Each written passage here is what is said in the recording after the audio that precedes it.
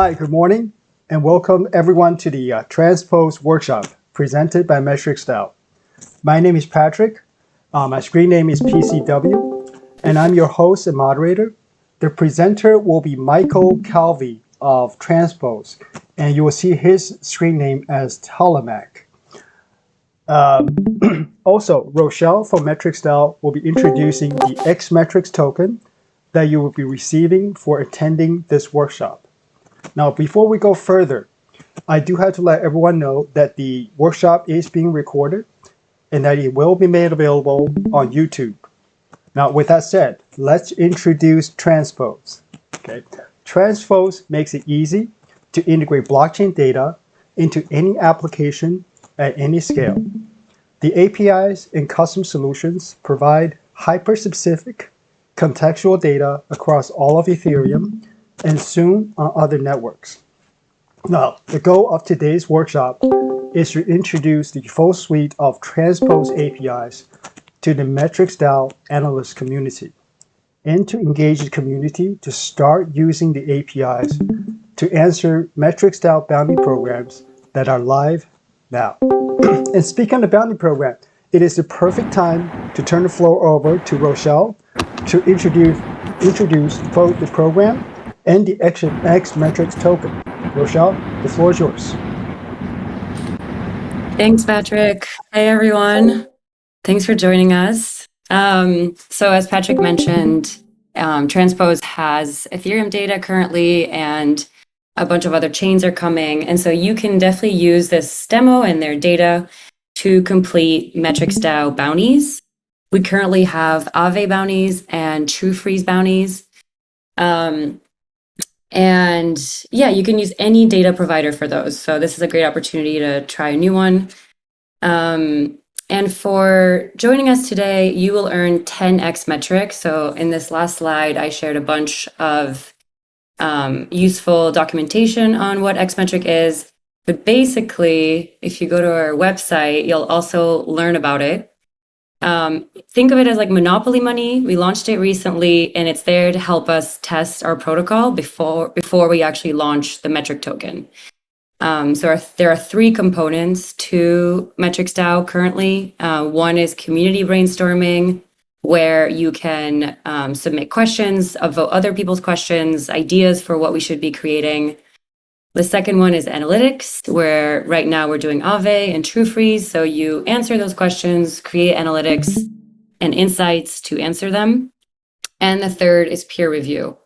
Peer reviewers do need to have 2000 Xmetric to actually review submissions.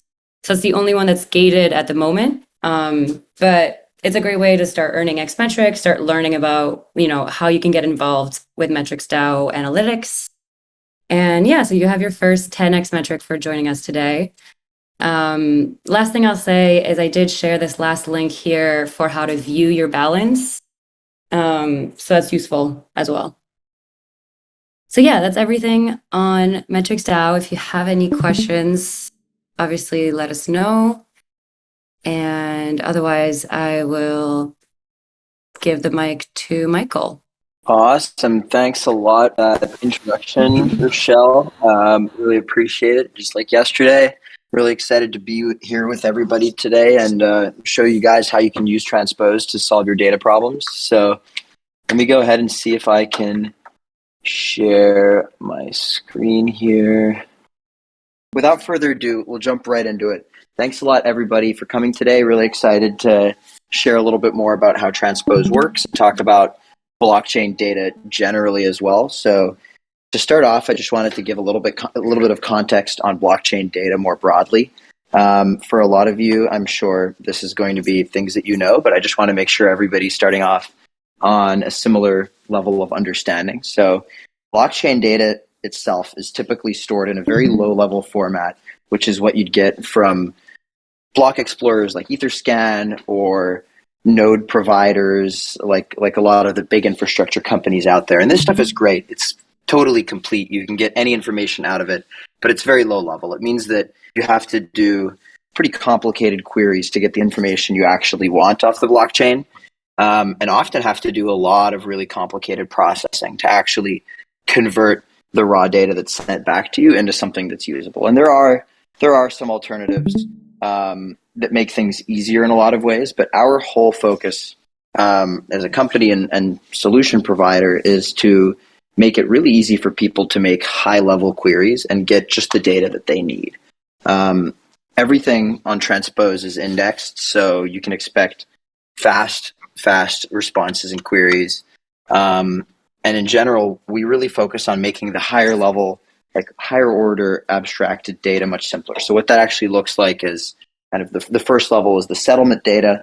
This is the stuff that you get from the nodes. The next level is the asset data, which is one layer abstracted, and this kind of mixes with accounts and stuff like that. And this is how you can see holders and histories and all of that for NFTs and fungible tokens. And finally, you have protocol data, which is one level above even the asset data. And this gets a little bit trickier. This is kind of the simplest examples would be NFT sales from NFT exchanges, but you also have DEXs and DeFi and more complicated protocols. And this is, I'm sure, what is most interesting to a lot of you guys working on MetricsDAO bounties. Obviously, you need to get to the really higher level stuff. So with that, let's dive right into it. So what I've got open here in front of me is a Jupyter notebook that I'm going to be running through with you all today. If there's any questions, please ask. We have a here. Maybe is there a channel we should be using you'd recommend to ask questions maybe while we go? And we'll also take audio questions at the end. Rochelle, or what would you say is best? Maybe we take a break once for questions and then at the end. Cool. Okay, yeah, that works. Awesome. Well, with that, let me get right into it. So, anyone have any questions before we start? Anything general or about the data types I was talking about just now? Feel free to also write questions. There's a chat. I don't know if you see on the build in public, it says open chat. And you can write those down and then we can pause and answer them. Another option. Perfect. Yeah, that's great. Awesome. Cool. Well, I'm going to jump right into it. So, I, of course, added an extra O to import. So first thing first, we're initializing the SDK, and the simplest way to use Transpose is our Python SDK. So this is what we're using here, and this is all it takes to set it up. I'm pulling in my key from my environment and then initializing our API object. And so to start off, I wanted to kind of explore some of the simplest constructs that we have. So here is, I'm putting in my ENS name, here just storing my wallet, and then pulling in all the NFTs in my wallet. A super simple command, and we get just an easy, really workable list of everything that's actually in my wallet. And you can see here, you can take a closer look. This is very comprehensive information. A few unfortunate, I'm seeing some video issue questions. Is it working all right for everybody before I dive into this?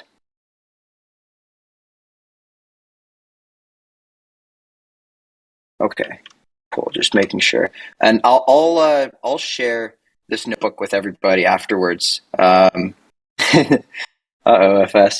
I'm going to share this notebook afterwards so you guys can run through this on your own as well. You can sign up for a free key on our website, and it's really easy to get up and running.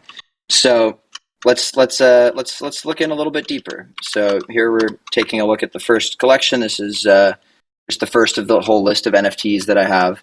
This is an ENS name, perhaps the one that I actually set my username to and all of that. So very easy to dive into that. We're really just accessing here, all of that info. Now let's take a look at some NFTs. We can search by name. This is a pretty cool bit of functionality. We're doing just a simple fuzzy search here for the word board, and printing out a bunch of options here. So you can see this is a neat way to look through what's out there. And you can also search by symbol, which is a helpful thing as well, just to kind of do a high level overview. Next here, we're pulling the 5 most recently created collections. Super simple, just printing out the names of the collections here. You can see that accessing all the data is really easy. Our docs on GitHub for the SDK run you through everything from the simplest to the most complex queries that Transpose supports. And finally, before we move on to the more interesting stuff, I just want to point out that fungible tokens like ERC20s work exactly the same. So here's looking at the first token in my account. We're actually pulling the complete contract info for that token, and you can see that this is actually the Matic token. So this is Polygon here, the ERC20 on Ethereum, that is, to be exact. I remember I was in for a shock when I first understood how decimals worked with fungible tokens. I got a little excited for a while, but anyway, moving on. NFT sales. This is where things start to get more interesting, and this is where you start to see the real power of Transpose. Is moving on to the higher order data that I was mentioning earlier. Transpose makes it really easy to query this stuff. So let's take a look. We're gonna, in this example, query all of the sales for Bored Apes on August 8th. So this is yesterday. Only 11. Okay, interesting. Let's take a look. So we can see the sales data that we have here. We have the contract address, the token ID for the corresponding token that was sold, exact info on where this transaction can be found. So you can actually go and use our block API to dig into this deeper and get any associated logs or any of that. But we're going to skip that for the time being. What is interesting to us here is that we can see the price in ETH as well as the raw price. So this is kind of just converting into a readable number that uses the decimals associated with whatever token is being paid for. And also we provide this helper that gives you a USD price. So this is nice because it's an easy way to get this kind of data. We can see the buyer and seller, both counterparties as well. And this is really where Transpose starts to shine, is doing this kind of these higher level queries in just a couple of lines where you don't have to worry about the way a lot of this data is encoded on chain. You don't have to worry about how it's stored or how you'd retrieve it. You simply make the request and then get it out. And just for a little explanation for what I'm doing up here, exactly, we actually have a little helper that makes pagination simple.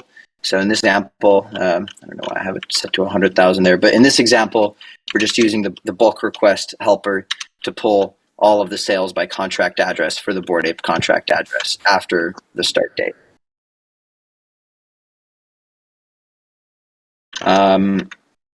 Cool. So what's neat about this is that it makes it quite easy. Okay, I guess so we have it all the way coming into today as well. It makes it easy to do analysis, break down volume by time and all of that. And unlike a lot of other data providers out there, because we have this Python SDK, this is really just a simple way to do data analysis. And I know is a preferred tool for a lot of data scientists out there. So we can take a look. Okay, volume per day is not a very exciting chart because we only have 2 days here. Let's go back and rerun this with a little bit more. Let's see. Okay, 75. That's a little bit more exciting. Let's see what we got here. Okay, there we go. So we got a slightly more interesting graph going on here. You can see that all the commands work just as fast. We can go back and get a little more ambitious as well if we want to. Let's see. There we go, 388. So that is kind of the last month. We can take a look at that as well. Do the daily breakdown. You can see how much in dollars was traded every day. Pretty variable. Can plot out the graph. All this is super easy to do with kind of basic familiarity of Python.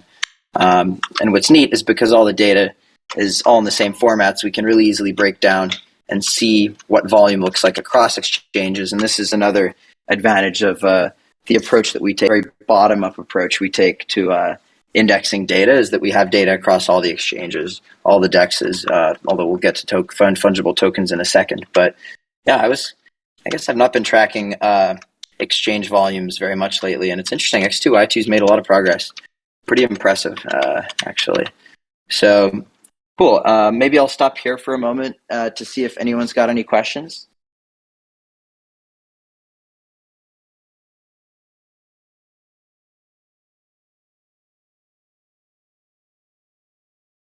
All right. Feel free to write in the chat as well, and I can come back after, and we can address all of that. But cool. If no one's got anything, we'll go ahead and dive a little deeper. So now we're looking at swap data. This is pretty much the same as the sales stuff, except yes, absolutely, Marina. I'll share this the notebook with everybody. So you guys can go and try this out for yourself as with some startup instructions on how to actually get everything up and running. There's just a couple of steps. You got to get a key and then install the SDK, and then you're good to go. Cool. So the swaps is also higher level data. No problem. The swaps is also higher level data. This is specifically data from DEXs. So we're thinking like Uniswap, SushiSwap, all of those. So let's take a look at what this looks like. So we pulled the 1,000 most recent token swaps. Here's the information that we have associated with each swap. There's a lot going on here, a lot of hashes. So let's take a moment to just kind of go through all of this. You can see from token and to token. This is what tokens the swap was happening from and to. You can see again, as before, a little bit of information on where more data on this can be found. And this isn't available as a single transaction anywhere. This is us piecing together a bunch of lower level log data and serving it up in a kind of single consolidated format. And what this means is that you can get things like the effective price, quantity in, quantity out, exchange name. We're also indexing all of the major dexes. We have a vast proportion of liquidity covered across Ethereum. You can see the sender as well as the origin. One tricky thing we found when building out these endpoints is kind of cutting through the noise on contract executions, calling swaps and stuff like that to actually understand who or what is the origin for a particular swap. But any questions on this stuff so far?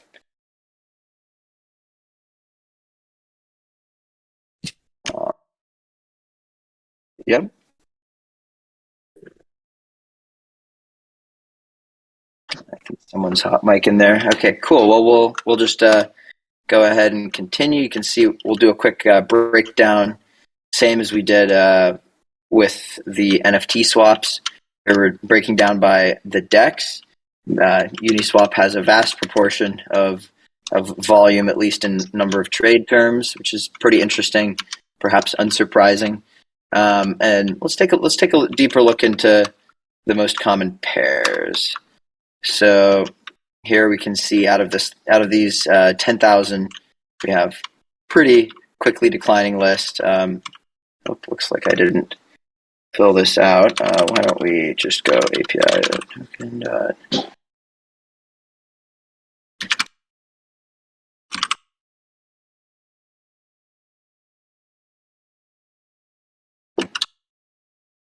A little pressure coding live coming at you now. Let's see if I can get this working in a second. Let's see if this works. It might not. Yay, okay, this is messy. Cool, well, we can see that the first and most used contract up here that is actually wrapped Ether. This is a messy output. Let's actually go ahead and just print a new line between these so we can see what's going on a little better. And you know what? We'll do...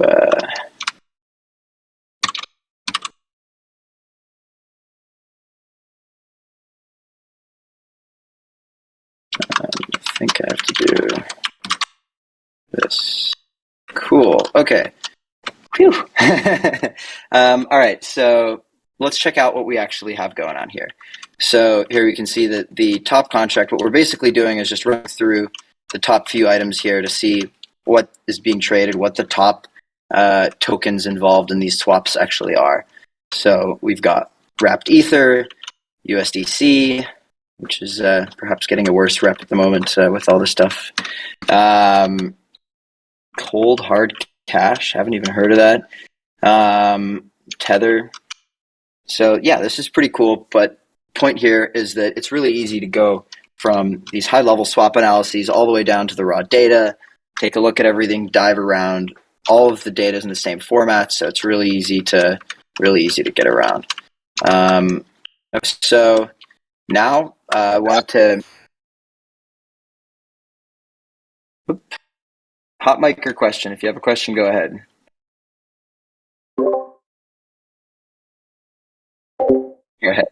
All right, I'll keep going. All right, so now we're going to do a little NFT holder similarity analysis here, and you'll notice a little bit more script. We're really just retrieving the top holders. First of all, we're going to retrieve all the holders for the Bored Ape collection, and then we're going to run through and see what other NFTs the top holder, the big Bored Ape whale contract, is holding.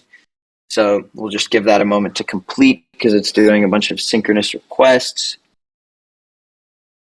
All right, we got that. So now we'll go through and just for an explanation of what's going on here.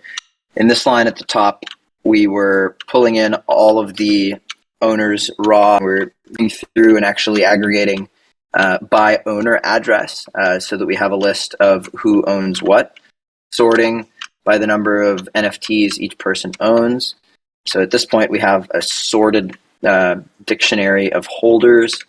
And then here we're taking the top person, finding the NFTs that they own, and running through that to see that here, in fact, this output, this is the top NFTs of Big Bored Ape Whale. Not very surprising. A lot of other Bored Ape associated things, a lot of POAPs here. Point here is that it's quite easy to then dive in and do deeper analysis. And if we had a little bit more time on our hands and weren't trying to demonstrate everything in super real time, we could actually do some really interesting analysis comparing ownership across different NFT collections and seeing how those dynamics evolve over time, which can lend some pretty interesting insights. All right, here we have a real meaty one. This little demo here is actually combining data from across Transpose using a bunch of our different APIs to create a single pretty clear output that shows you like a history of this one wallet's interaction with a whole bunch of different NFTs. In fact, with every NFT that they've ever interacted with. So we can go through here and see, let me just find an example. So yeah, you see that it's decoding the action, whether it was received, whether it was bought, how much is currently being held, the contract, the name of the contract. And we've got a lot of data here. All of this has been decoded. Let me see if I can find an example with multiple. It's always hard to find these in the moment. Okay, here, perfect. So we can see that in this example, the person's currently holding 4. They minted 1, they received 4, and they sold 1. You can see all of the prices, the dates, everything parses out. And all this code looks pretty complicated, but actually it's not doing very, very complex things. It really just dives through and then collects all of the sales, NFTs, and transfers for this wallet, and then just assembles this picture of this information. And because all the data is all in the same formats, it's all easy to work with. It's quite easy to parse out things like this and even more complicated pictures too. So you can see all kinds of interesting stories being told here. So one thing I'll mention at this point that it can get pretty involved sometimes doing this kind of analysis, which is why we've actually created a project called the Transpose Atoms. Transpose Atoms are little snippets of code that do this kind of analysis for you. So a couple of examples of the types of atoms we have. And this is a publicly available GitHub repo. We encourage everybody to check it out and give it a try, and also to contribute if they have any ideas for things that they get working and would love to share with everybody else. But you can do things like quickly calculating USD volume between two dates, for example, for an NFT collection. You can pull top holders for a collection, do kind of quick little shortcuts like that that are all powered by our core SDK. So, all right, with that said, anyone's got questions, honestly, just mention in the message chat, and I'll stop and address. But if there's nothing else at this point, I'd like to dive into one of our last examples for today. We're going to do a deeper sales analysis and actually look through all of the sales happening on a bunch of days to see what's going on. And this is just kind of a sneak peek at some of the kind of deeper preview that you can do. We're obviously doing this demo just to show some of the capabilities, but a lot of this can be taken much further. So how recent is the data? Great question. We actually just launched live data on Transpose, so you'll have data within a couple of seconds from when within a couple of seconds from when it is pushed to the blockchain, and in a lot of cases faster than that. That's like a worst case scenario.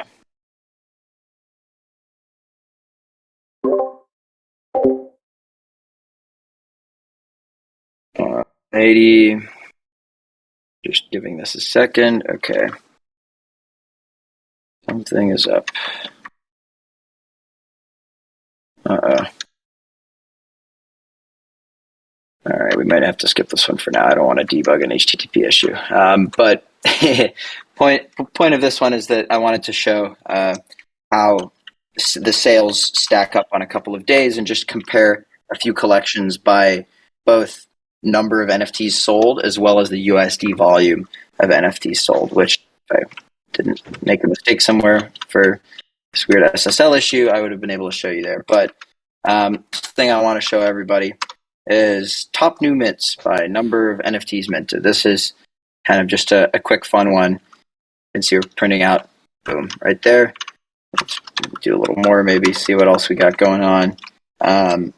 But also pretty easy to do. So we're just pulling all the mints, which is all happening in a single function, telling it the dates that we want within this kind of 15-minute time period. You just say transfer category mint, tell it to pull that for you, and then it'll go back and actually pull all the mints that it can find and return them quite quickly. And this is a big bulk request. We're iterating through many, many pages in actuality, but this wrapper again is helping us get to that. And then we just aggregate by contract address because it gives us each mint as an individual event. We sort it and then display it. So that's all I've got for everybody today. Happy to take any questions. Happy to chat about roadmap or blockchain data generally. Yeah, thanks a lot, everybody. Thanks, Michael. Okay, we do have questions. The questions How are good are the docs? in the chat. That is a great question. A big part of why we were inspired to do this was how bad the docs were with some of the we won't name them, and not Flipside, to be clear. Some of the players in the data space gave us a real hard time opening. So that was one of our biggest focuses, actually. Our docs themselves, I'll actually throw them in right here. Oop, you guys just got a sneak peek of our upcoming beta there. Our docs themselves are quite nice, easy to navigate. We break things down by these 4 APIs that we have, depending on what you're looking for. Today, a lot of what we were doing was things like sale endpoints. We were getting NFT sales by various things, whether that's the contract address of the NFT or the account that participated as a counterparty in the sale. You got owner endpoints, which is like getting all of the owners by a contract address or token ID. We got all of this stuff in here. Yeah, during presentation time, next time possible. Easier to follow the notebook calls. So you're saying to show the docs as we run through to show which things are being called?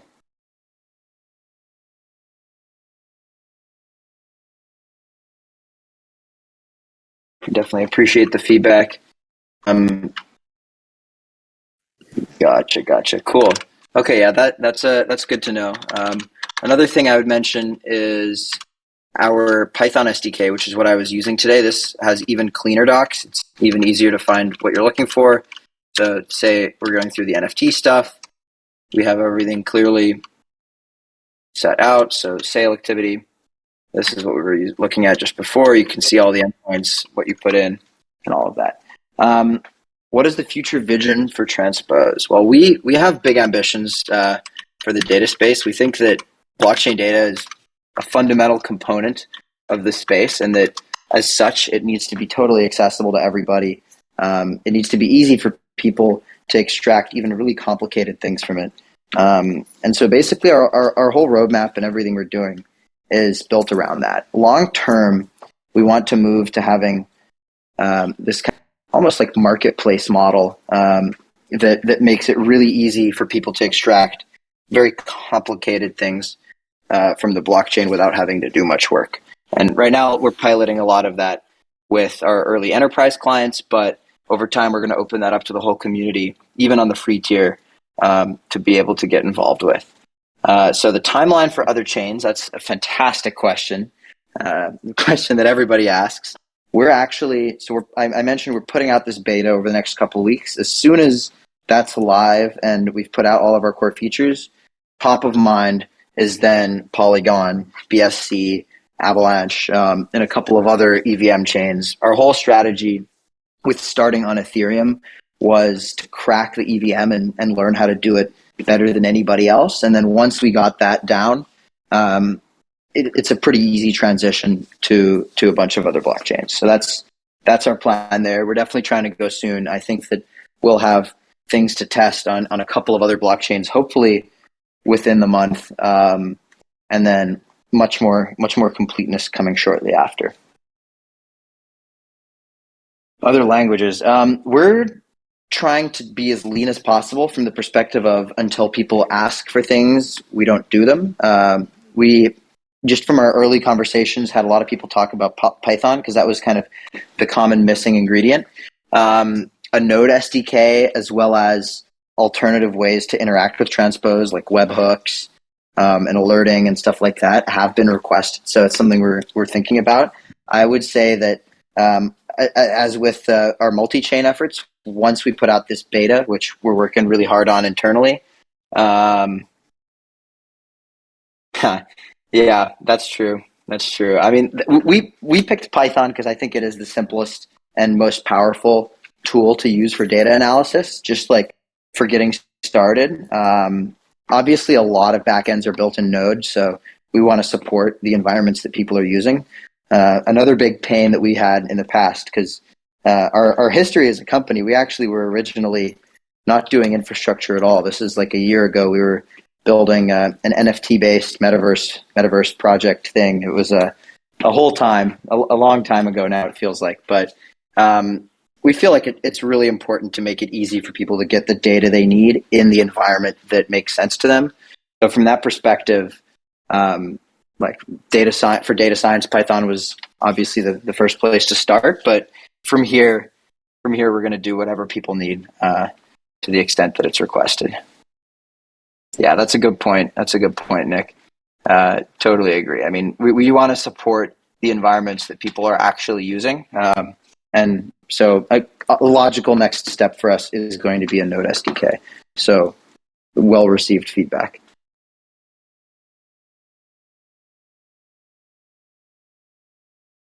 Yeah, and we definitely, with a lot of our early partners, they're actually leaning on us in production or production use cases, which is really something that we want to support for a lot of people alongside a lot of the data science I was showing you guys today.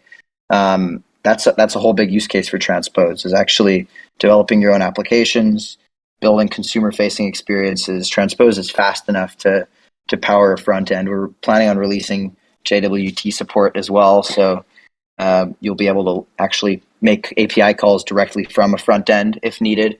Yeah. There's always interesting debates on what ecosystems to support and all of that. Everyone's got an opinion, and everyone justifies it very well, and it's always very different. So, yeah, we're just trying to find, I guess, the happiest medium that we can that keeps people productive and hits as many bases as possible.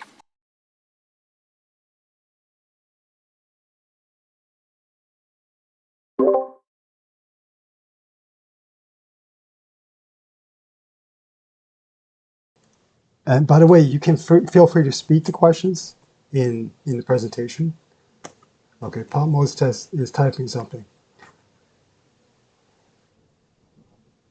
Guess someone can JS SDK. Oh, okay. You're saying that someone can contribute to your project. That'd be great. That would be great. We obviously welcome any and all contributions. Anybody that wants to step up and help. I mean, our Python SDK is really just a wrapper for the core REST API. So, yeah, I mean, anyone that is keen on that And if you want any support from us, please let me know. We're always around to help, and would really welcome the engagement there. Okay. It is now 10 minutes after the hour. I know we had a slight delay start. Thank you, Michael, for that wonderful presentation. I think we all learned a lot. Do we have final go for questions? Final round. I just want to make one last point. I see Kit is typing there, but I just want to make one last point while Kit types out the question. This is what I was referring to before, the atoms. It's a great place to get started, great place to get involved. We have just a small library that we built ourselves recently, but you can see they're just these little atomic chunks of Python code that go through, clean stuff, and return something that you're looking for. So in this case, MIT prices, which all of these things are gettable from the chain, but you don't want to have to do all of this work every time. So that's a big focus for us. Awesome. Yeah. Don't forget to get your X metric, of course. Most important. Yeah, I just shared the form in the chat. And I think we'll share it somewhere else. Before we wrap, to thank MetricsDAO for having us on. We've really enjoyed both of these sessions. It's been awesome. Hope we'll be able to work together in the future, and we look forward to supporting everybody and the whole space broadly with data. This is a super important thing that's close to my heart. We suffered from bad access to data for a long time, so we're just out here trying to make things better for people. Thanks a lot, everybody. Thanks, Michael. Where should people go to ask you questions if they're trying to use your data for bounties, for example? So like MetricsDAO community, I'm guessing in your Discord? Sure. Yeah, our Discord's the best place, and we never know where to put the Discord. I like how you guys have it in your Twitter, but ours is right here. So let me just share this invite, if you don't mind, in the chat. You can always find it on our website, which is, here. We welcome any and all questions, comments. Happy to chat about this stuff. I geek out about blockchain all day long and have figured out a way to sneakily make it my full-time job. So I would love to chat.